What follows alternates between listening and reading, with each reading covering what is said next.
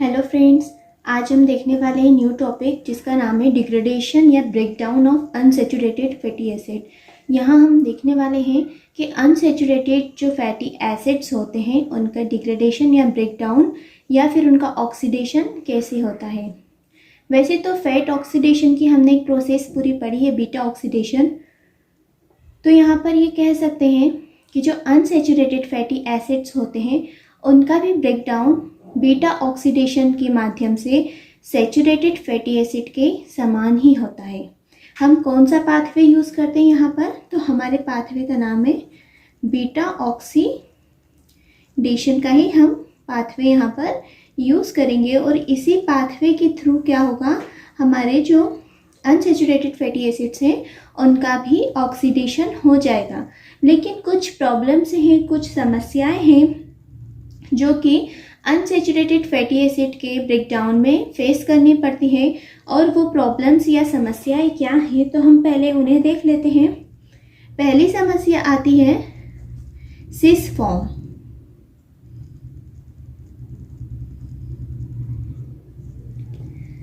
क्या होता है कि जो हमारा फैटी एसिड्स होता है, जो अनसैचुरेटेड फैटी एसिड्स होता है, उसमें सिस फॉर्म पाया जाता है जिसकी वजह से उसका ब्रेकडाउन बीटा ऑक्सीडेशन में रुक जाता है।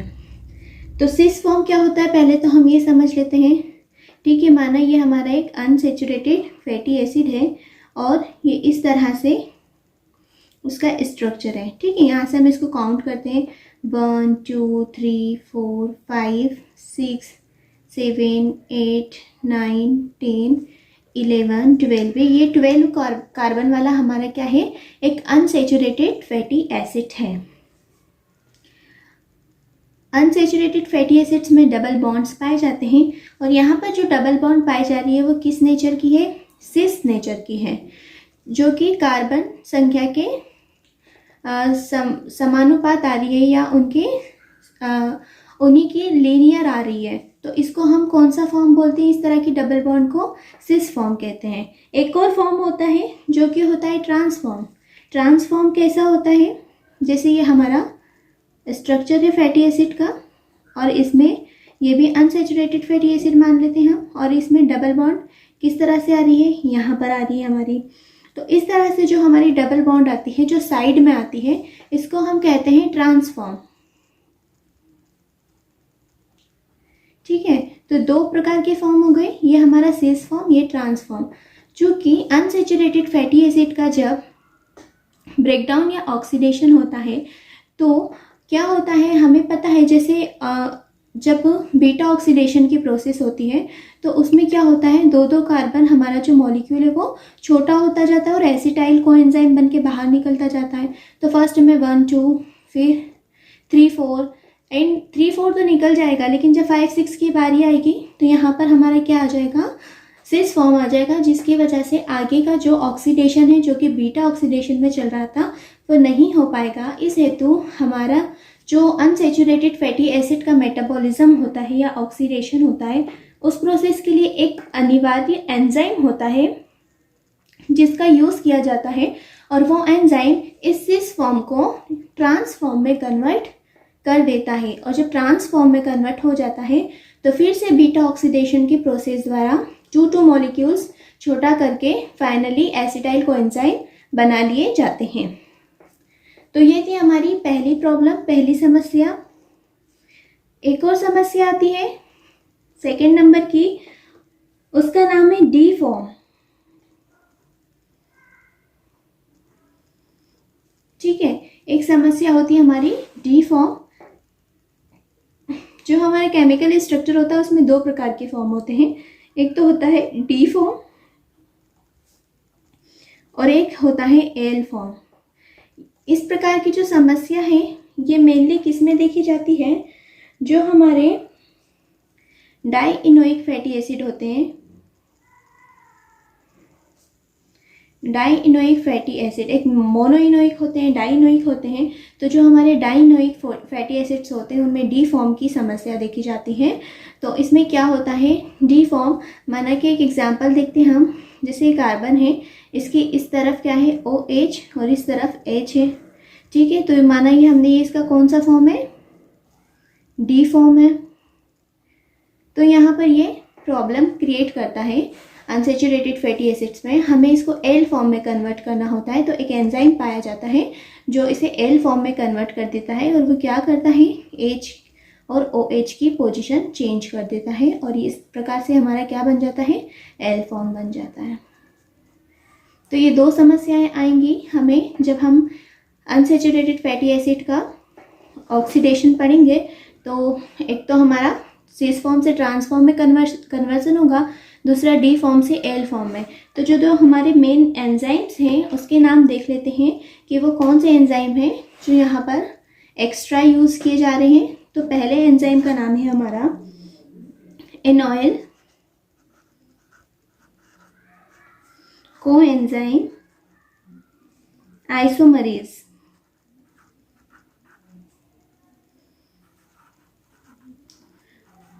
ठीक है, और दूसरा है हमारा असाइल कोएंजाइम इपिमरेज।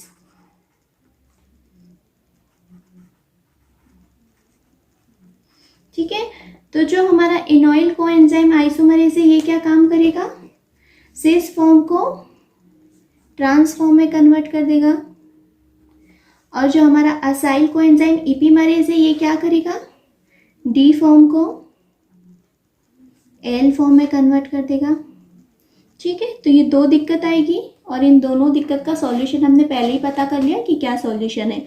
अब आगे देखते हैं हम किस तरह से ऑक्सीडेशन की प्रोसेस चलेगी। तो जैसे कि आप जानते हैं कि जो हमारी बीटा ऑक्सीडेशन की जो प्रोसेस होती है उसमें कौन कौन सी स्टेप्स इन्वॉल्व होती है। सबसे पहले तो एक्टिवेशन होता है,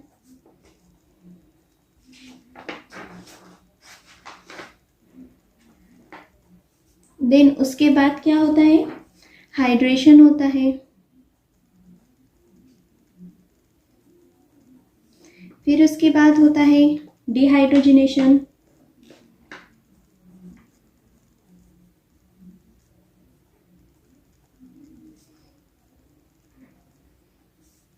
एंड फोर्थ में क्लीवेज या स्प्लिटिंग होता है, तोड़ना। लास्ट में टू मॉलिक्यूल्स क्या होते हैं, टूट जाते हैं, स्प्लिटिंग हो जाती है यहाँ पर। तो इस तरह से हमारी जो बीटा ऑक्सीडेशन की प्रोसेस है वो चलती रहती है। लास्ट में यहाँ पर स्प्लिटिंग होती है, टू मॉलिक्यूल्स ऑफ कार्बन यहाँ से रिमूव हो जाते हैं एज ए एसिटाइल कोएंजाइम के फॉर्म में, और हमारा जो फैटी एसिड है वो छोटा होते जाता है। फिर से वो ऊपर वाली प्रोसेस में आके पार्ट लेता है एज ए एसाइल कोएंजाइम, फिर से नीचे आता है, फिर से 2 कार्बन छोटा हो जाता है, और ये क्रम जब तक चलता रहता है तब तक के उसके पास छोटे होने के लिए 2 कार्बन बचे हुए होते हैं। तो इस तरह से यहाँ भी सेम यही क्रिया होगी। अब हम यहाँ पर एक अनसेचुरेटेड फैटी एसिड का क्या देखेंगे, ऑक्सीडेशन देखेंगे। तो हम यहाँ पर सबसे पहले एक मोनोइनोइक एसिड उठाते हैं। पहला हम देखते हैं ऑक्सीडेशन ऑफ मोनो इनोइक एसिड। यहाँ पर हम देखेंगे कि जो हमारा मोनो इनोइक एसिड है, मोनो इनोइक एसिड मतलब उस प्रकार का अनसैचुरेटेड फैटी एसिड जिसमें सिर्फ जो डबल बॉन्ड्स की संख्या होती है वो ओनली 1 होती है, मोनो होती है। तो अभी हम यहाँ पर उसका ऑक्सीडेशन देखते हैं कि कैसे होता है।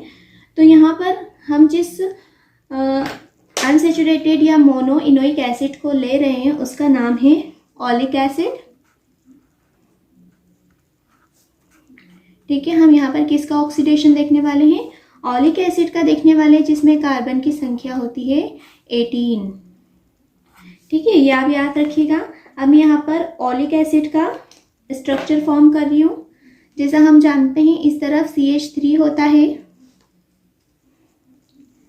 फिर यहाँ पर CH2 ब्रैकेट के बाहर 7, then single bond CH, double bond CH, फिर CH2, यहाँ पर भी इसकी संख्या 7 और C डबल OH। ये है हमारा क्या, ऑलिक एसिड, यहाँ पर लिख देते हैं इसका नाम।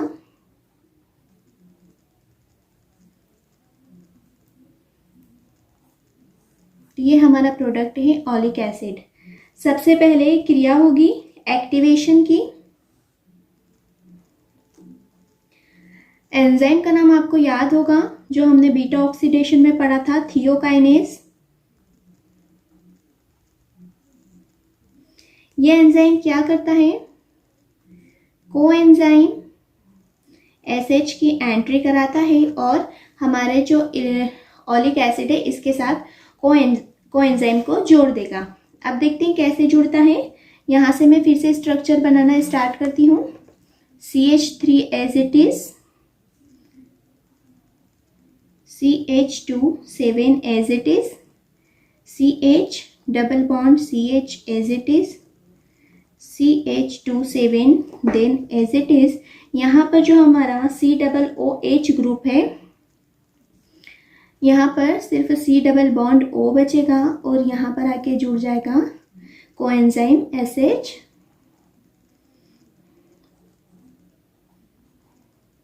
ठीक है, तो इस प्रकार जो हमारा नया प्रोडक्ट बना है इसका नाम है ऑलिल कोएंजाइम। ऑलिक एसिड था तो अब ये क्या, ऑलिल कोएंजाइम बन जाएगा। ठीक है, कोएंजाइम जुड़ गया, यहाँ पर एक्टिवेशन की प्रोसेस हो गई। अब हम नेक्स्ट प्रोसेस देखते हैं, जो कि हम अभी बीटा ऑक्सीडेशन ही देख रहे हैं। एक्टिवेशन हो गया थियोकाइनेज के थ्रू। अब हमारा जो बीटा ऑक्सीडेशन की फर्स्ट स्टेप है वो तो हो गई, एक्टिवेशन हो गया। एक्टिवेशन की स्टेप एक ही बार होती है। उसके बाद ये वाली जो स्टेप है हमारी हाइड्रेशन, डिहाइड्रोजनेशन एंड स्प्लिटिंग, ये बार बार होती है जब तक कि हमारा जो फैटी एसिड है वो छोटा नहीं हो जाता, तब तक कि तो यहाँ पर यही वाली सब क्रियाएं होंगी। हम उसको डिटेल में नहीं देखते, मैं यहाँ पर लिख देती हूँ कौन कौन सी क्रियाएं होने वाली है।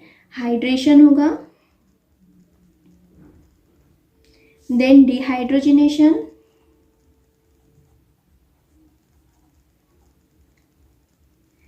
देन स्प्लिटिंग भी, क्लीवेज भी होगा, टूट भी जाएगा।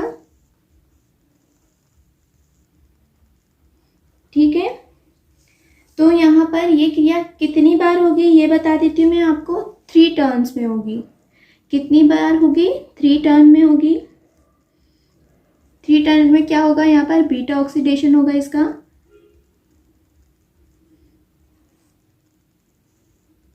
जैसा कि हम जानते हैं कि बीटा ऑक्सीडेशन जब एक बार होता है तो क्या होता है,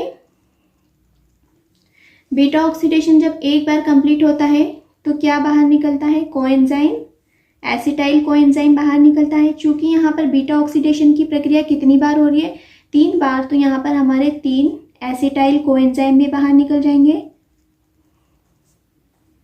ठीक है, तो इस ये जो प्रक्रिया हुई यहाँ पर 3 टर्न हुए बीटा ऑक्सीडेशन के, जिसमें क्या क्या हुआ, 3 बार हाइड्रेशन, 3 बार डिहाइड्रोजनेशन और 3 बार स्प्लिटिंग हुई। 3 बार स्प्लिटिंग हुई तो स्प्लिट होके कौन बाहर निकला, एसिटाइल कोएंजाइम के 3 मॉलिक्यूल्स बाहर निकल चुके हैं।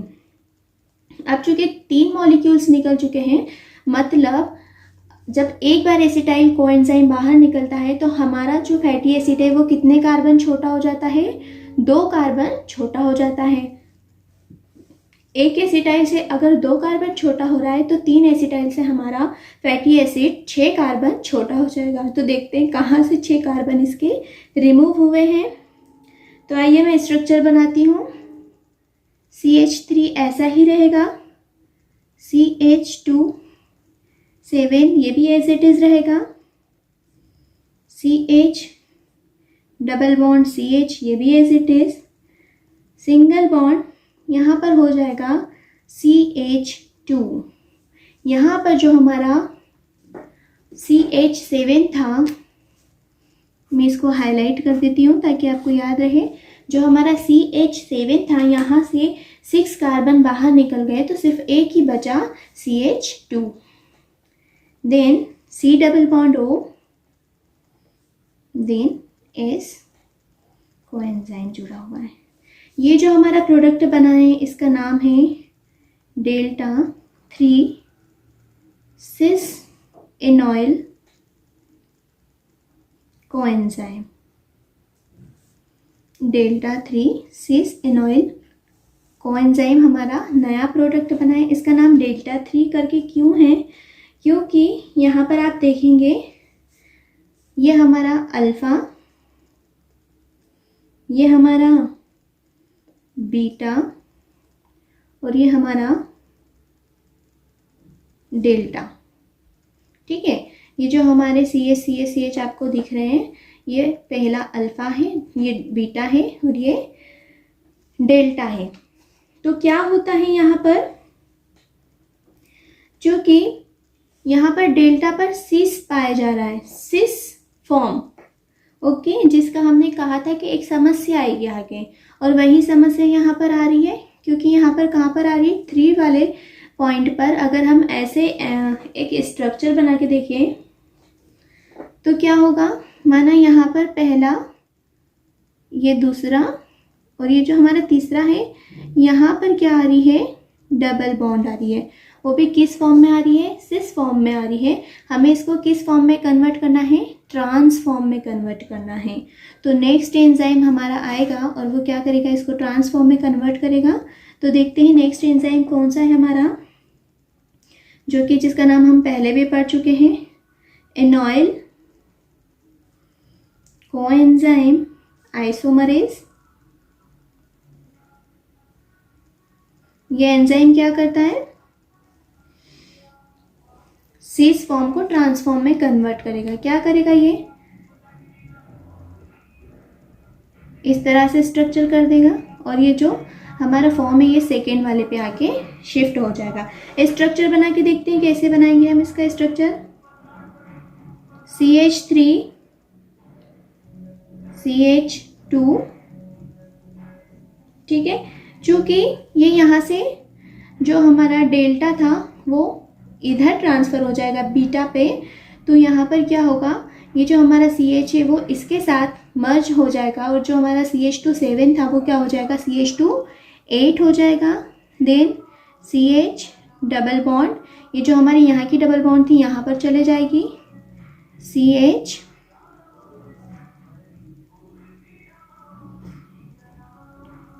C double bond O and SCOA।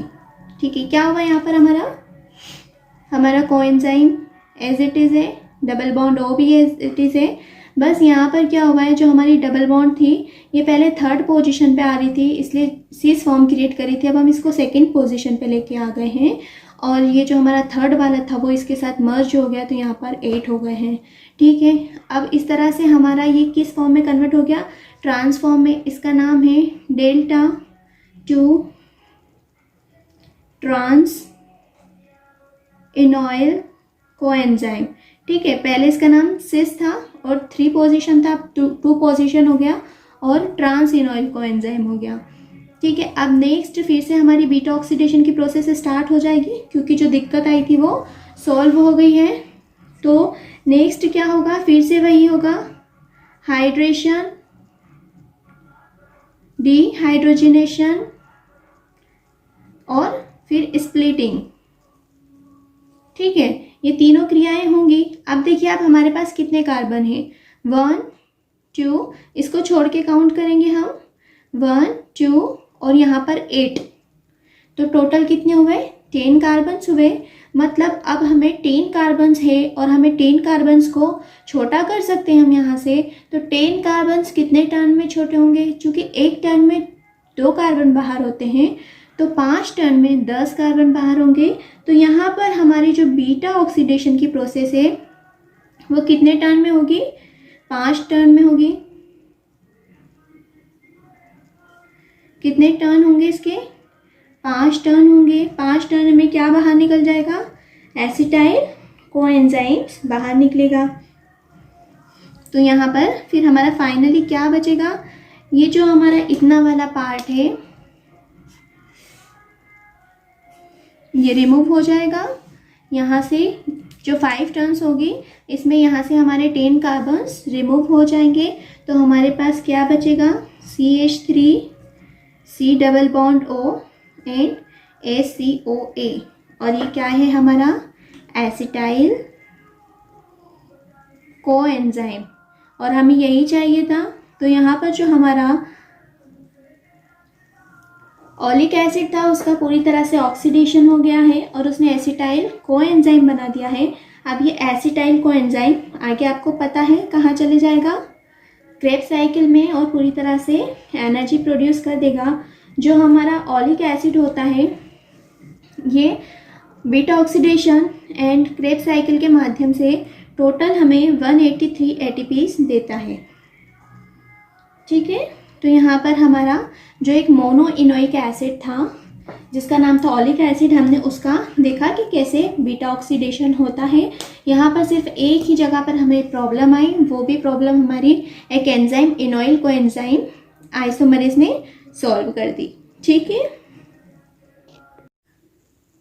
अब हम देखते हैं ऑक्सीडेशन ऑफ डाई इनोइक एसिड। अब हम उस प्रकार के अनसैचुरेटेड फैटी एसिड का ऑक्सीडेशन देखने वाले हैं जिसमें जो किस प्रकार का है, डाई इनोइक है। मतलब जो डबल बॉन्ड्स की संख्या है टोटल इसमें कितनी पाई जाती है, डबल बॉन्ड्स टोटल 2 पाई जाती है। और कहाँ कहाँ पाई जाती है मैं आपको बता दूं, डेल्टा 9 एंड 12 कार्बन की पोजीशन पे पाई जाती है। हम जिस डाई इनोइक एसिड का यहाँ ऑक्सीडेशन देखने वाले हैं उसका नाम है लिनोलेइक एसिड, जिसमें कार्बन की संख्या 18 ही होती है। चलिए हम देखते हैं। पहले मैं सबसे पहले लिनोलेइक एसिड का स्ट्रक्चर बनाती हूँ। CH3 CH2 4 CH double bond CH CH2 CH double bond CH then CH2 7 and COOH। इस तरह से ये हमने लिनोलेइक एसिड का स्ट्रक्चर बनाया। यहाँ पर ये जो डबल बॉन्ड है ये हमारा 9th वाले कार्बन पोजीशन है और यहाँ पर 12। इसके बाद यहाँ पर डबल बॉन्ड 2 आ रही है, ये भी आप याद रखिएगा। मैं इस प्रोडक्ट का नाम लिख देती हूँ, क्या नाम है इसका, लिनोलेइक एसिड। चलिए आगे देखते हैं। सबसे पहले क्या होगा, इसका भी एक्टिवेशन होगा। एंजाइम हमारा वही थियोकाइनेज। क्या होगा, इसमें कोएंजाइम आकर जुड़ जाएगा। कहाँ पर जुड़ेगा, वही हमारा कार्बोक्सिल ग्रुप वाली पोजीशन पर। CH3 CH2 4 times CH double bond CH single bond CH2 then CH double bond CH then CH2 7 times and यहाँ पर हमारा C डबल बॉन्ड O हो जाएगा और यहाँ पर हमारा कोएंजाइम आकर जुड़ जाएगा। ठीक है, तो इस तरह से यहाँ कोएंजाइम जुड़ गया, इसलिए हमारा प्रोडक्ट का नाम चेंज हो जाएगा। इसका नाम हो जाएगा लिनोलाइल कोएंजाइम। कोएंजाइम जुड़ चुका है, प्रोडक्ट का नाम अब चेंज। अब नेक्स्ट वही हमारा बीटा ऑक्सीडेशन में क्या कौन कौन सी प्रोसेस होती है, हाइड्रेशन, डिहाइड्रोजिनेशन एंड स्प्लिटिंग। ये तीन ही प्रक्रियाएं होंगी और यहाँ पर भी इसके 3 टर्न्स होंगे। ठीक है, क्योंकि यहाँ पर आप देख रहे हैं 7 वाला पार्ट यहाँ भी मौजूद है हमारा, तो यहाँ भी 3 टर्न्स में बीटा ऑक्सीडेशन की क्रिया होगी। और इस प्रकार से जो हमारा यहाँ पर CH2 7 टाइम्स है ये यहाँ से रिड्यूस होके सिर्फ 1 टाइम से CH2 बचेगा। चलिए मैं स्ट्रक्चर लिख देती हूँ जो चेंज हुआ है। CH3 CH2 4 times CH double bond CH single bond CH2 single bond CH double bond CH single bond CH2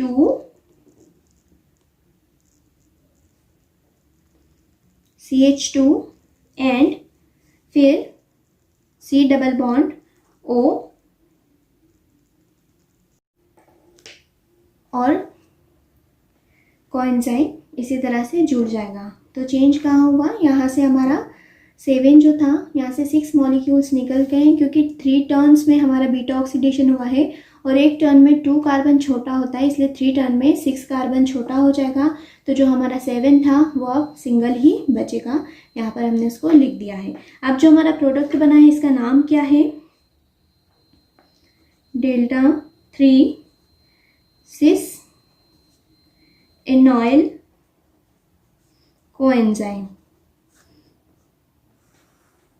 इसका नाम इस प्रकार क्यों है, क्योंकि अगर हम यहाँ से काउंट करें अल्फा बीटा डेल्टा तो यहाँ पर आ रहा है, फिर से डबल बॉन्ड आ रही है, सीस फॉर्म क्रिएट हो रहा है, फिर से हमारा वही वाला पिछला एंजाइम आएगा जिसका नाम क्या है, इनॉयल कोएंजाइम आइसोमरेज। ये एंजाइम क्या करेगा, वही यहाँ से जो हमारा डबल बॉन्ड वाला फॉर्म है उसको रिड्यूस कर देगा, ठीक है, यहाँ से हटा देगा डेल्टा वाली पोजीशन पे और इधर शिफ्ट कर देगा। तो चलिए देखते हैं क्या चेंज हो रहा है।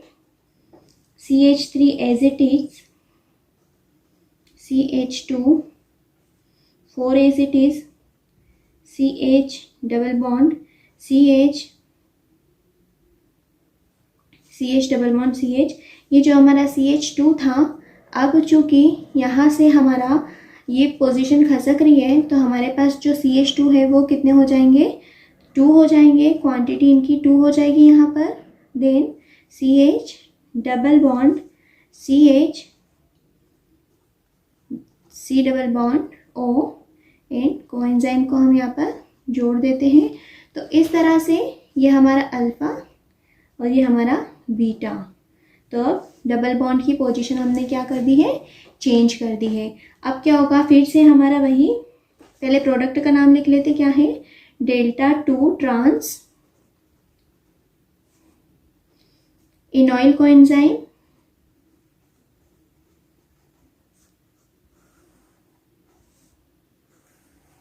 ठीक है, ये प्रोडक्ट हमारा बन चुका है।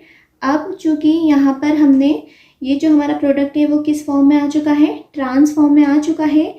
तो अब क्या होगा, फिर से वही क्रियाएं होंगी, हाइड्रेशन, डिहाइड्रोजिनेशन और स्प्लिटिंग वाली, ये तीनों क्रियाएं होंगी। अब ये जो क्रियाएं होंगी ये 2 टर्न्स में होंगी सिर्फ, क्योंकि देखिए आप यहाँ पर जो हमारे पास है फिर से इधर डबल बॉन्ड आ रही है, तो यहाँ पर आके फिर से हमारा जो है स्टॉप हो जाएगा। तो यहाँ से हमारे सिर्फ 4 कार्बन से ही छोटे हो सकते हैं, इसलिए ये क्रिया कितनी टर्न से होगी, 2 टर्न में होगी। 2 टर्न बीटा ऑक्सीडेशन होगा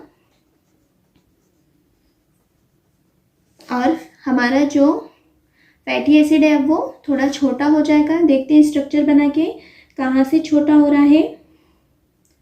तो CH3 एज इट इज रहेगा, then CH2 4 as it is रहेगा, then CH double bond CH as it is, then यहाँ पर से हमारा जो इतना वाला पार्ट है ये पूरा रिमूव हो जाएगा।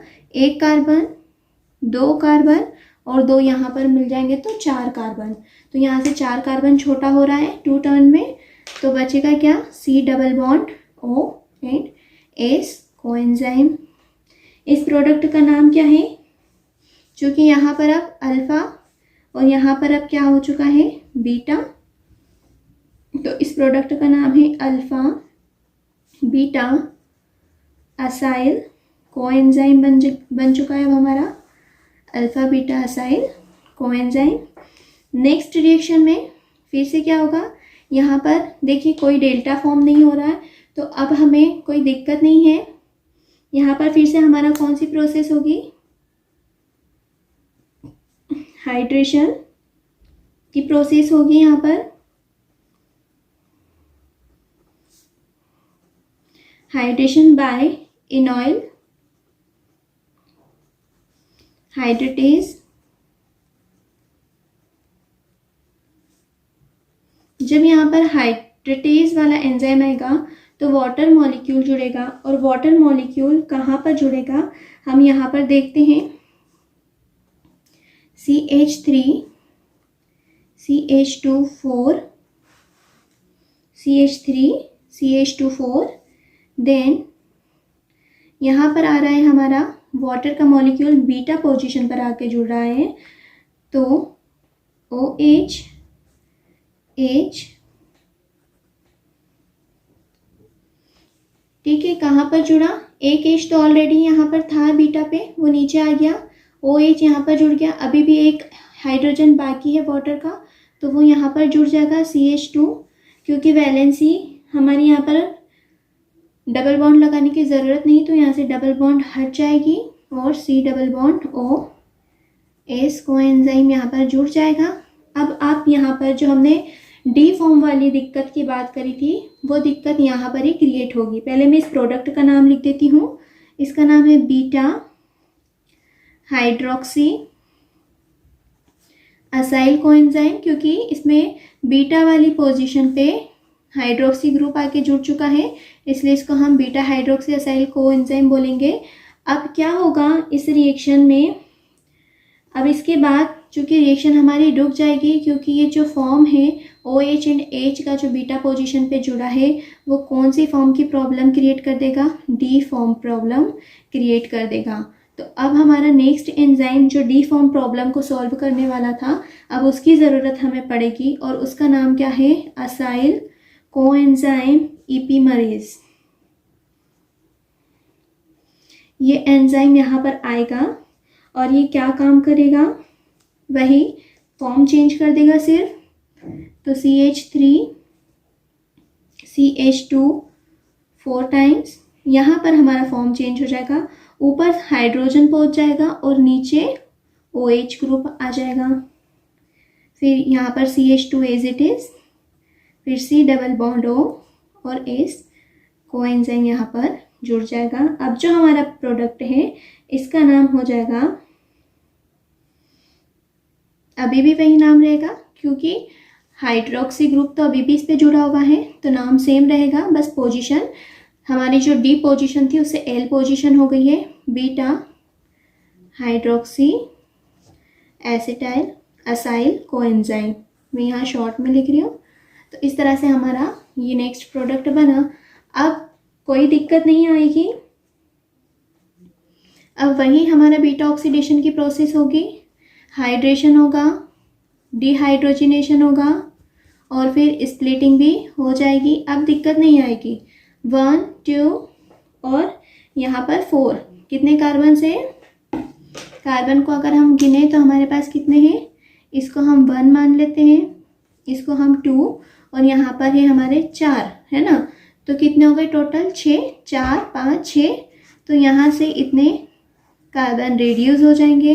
6 कार्बन को रिड्यूस करने के लिए हमारा जो बीटा ऑक्सीडेशन की प्रोसेस है वो कितने टर्न में चलेगी, 3 टर्न में, 3 टर्न में बीटा ऑक्सीडेशन होगा, और हमारा जो फैटी एसिड्स हैं वो 6 कार्बन छोटा हो जाएगा, तो बचेगा क्या, CH3 बचेगा, इधर से C डबल बॉन्ड O और इधर से कोएंजाइम बच जाएगा हमारा। और ये काय का स्ट्रक्चर है भाई, ये तो हमारा एसिटाइल कोएंजाइम है। तो इस तरह से हमने देखा कि लिनोलेइक जो हमारा फैटी एसिड था वो किस तरह से ऑक्सीडाइज्ड होता है और फाइनली एसिटाइल कोएंजाइम बनता है। तो हमें वैसे तो जिस तरह से हमारा बीटा ऑक्सीडेशन होता है ये प्रोसेस भी सेम वैसे ही हो रही थी, बस यहाँ पर 2 जगह हमें दिक्कत आई थी। पहली दिक्कत कहाँ आई थी, यहाँ पर हमारा जो था सिस फॉर्म क्रिएट हो गया था, फिर हमारा इनोइल कोएंजाइम आइसोमरेज ने आके सिस फॉर्म को ट्रांसफॉर्म में कन्वर्ट किया, फिर हमारी वही बीटा ऑक्सीडेशन की प्रोसेस चलती रही। लेकिन फिर क्या हुआ, आगे जाके जो हमारा बीटा हाइड्रोक्सी असाइल कोएंजाइम बना उसमें जो बीटा पोजीशन पे डी फॉर्म हो रहा था, जो कि डी फॉर्म हमें फिर से दिक्कत दे रहा था, फिर से हमारा नया एंजाइम आया असाइल कोएंजाइम इपीमरेज, और इसने डी फॉर्म को एल फॉर्म में कन्वर्ट कर दिया। यहाँ पर हमने देखा था H ऊपर OH नीचे हो गया था, फिर से हमारी जो बीटा ऑक्सीडेशन की प्रोसेस है वो 3 टर्न में चली और फाइनली एसिटाइल कोएंजाइम का निर्माण हो गया। तो इस तरह से हमने देखा कि कैसा लिनोलेइक एसिड का ऑक्सीडेशन होता है। तो यहाँ पर हमारा जो ये वाला टॉपिक था degradation of unsaturated fatty acid वो कंप्लीट होता है।